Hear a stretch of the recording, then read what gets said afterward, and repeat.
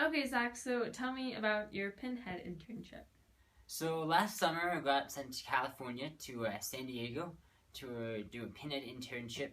Um, I wasn't really sure what I was going to do before I got there, but I knew it was something related to medicine, which is kind of what I wanted to do, research, because I'm not, of course, old enough to work with patients.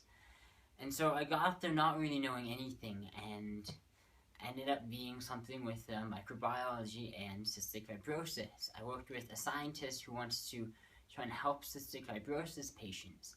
And you can't really cure cystic fibrosis because it's genetic, and they're just looking for better ways to treat people to allow them to live longer. And so I was working with this scientist, this world-renowned scientist, Yanwei Lim, and we were doing experiments. She walked me through the first couple experiments, and then I started doing more and more of them on my own, trying looking at better treatment methods to kill the bacteria that kill cystic fibrosis patients. I didn't.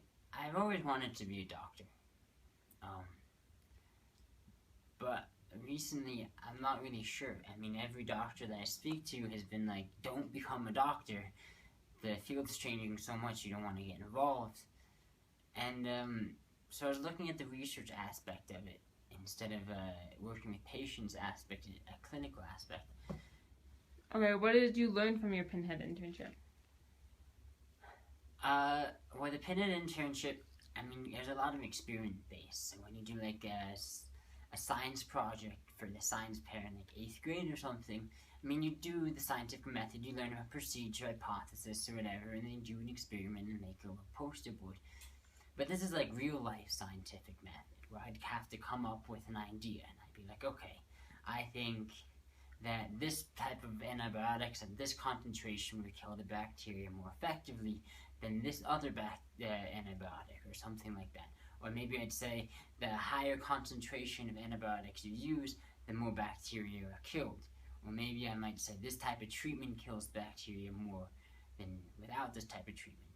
So first I have to come up with a hypothesis, and then I actually have to design and do the experiments, and they didn't always work. Like, sometimes there'd be contamination, or sometimes I got data that was not what I expected. I mean, at one point I gave bacteria antibiotics to kill them, and they grew better in the antibiotics. And I was like, what?